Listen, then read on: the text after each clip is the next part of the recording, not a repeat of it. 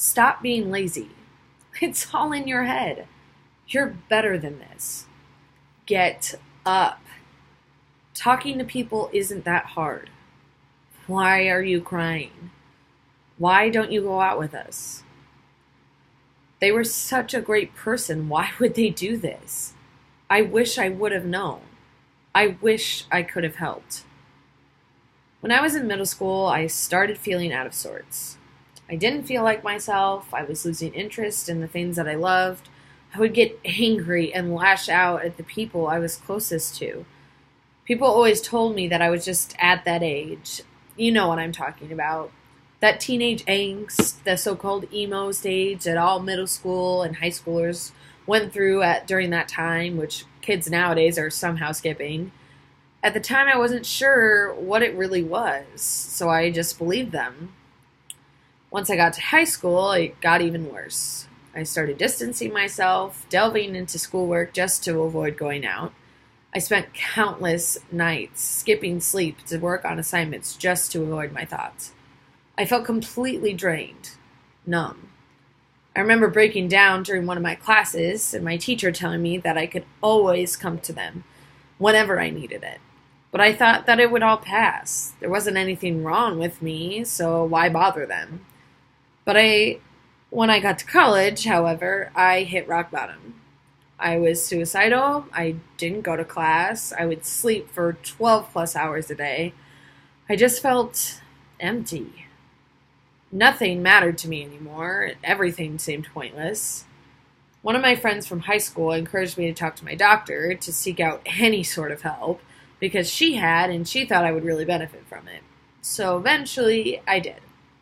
Getting a diagnosis, being on medication, going to therapy, and learning what it was I was experiencing really opened up my eyes. There are days where I wonder what would have happened if I hadn't gotten help. Most of the time, I realized that I probably wouldn't be here today. The only regret that I have was not getting the help I needed sooner. Implementing education programs on mental health in the public education system would be greatly beneficial to not only those who are dealing with mental health issues, but to other students and teachers as well. The University of Maryland School of Medicine states that school mental health programs have a positive impact across a variety of emotional and behavioral outcomes and educational outcomes in children and adolescents.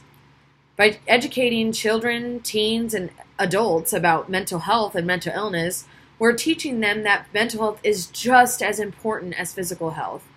If you've broken a bone, you don't ignore the problem thinking that it will go away on its own. You go to the doctor, you get an x-ray, and take the necessary steps and precautions to heal the broken bone.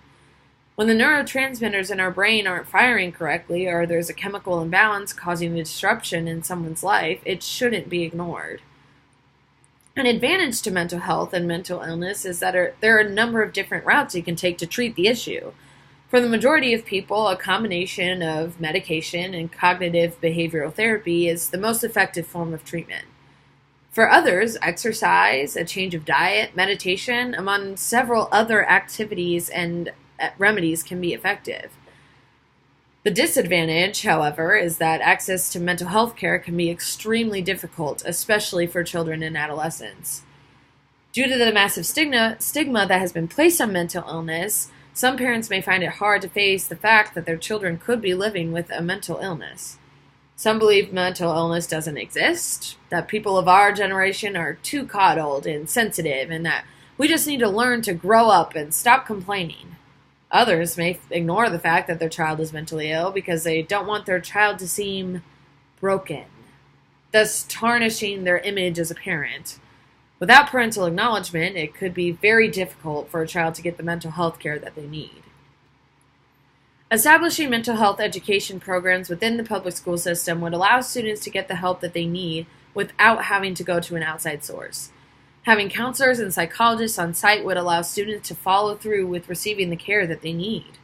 According to the University of Maryland School of Medicine, approximately 96% of children follow through with school mental health services after the initial referral, whereas only 13% of children follow through with referrals to community mental health centers. This could be due to the fact that outside of a school setting, students may not have transportation to a center, restricted access to healthcare, among various other restrictions.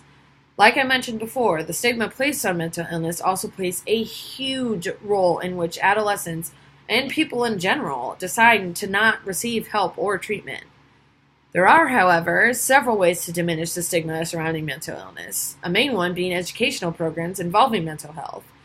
By implementing these education programs, students and teachers can be made aware of how mental illness affects people, particularly in an educational setting.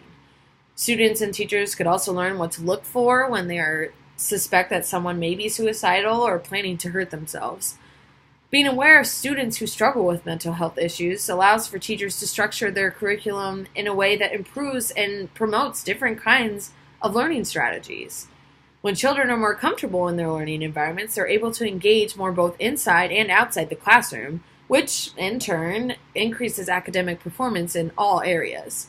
This will allow for better student and teacher relationships, as well as decrease the amount of school violence and behavioral problems that occur inside and outside the classroom. Thank you.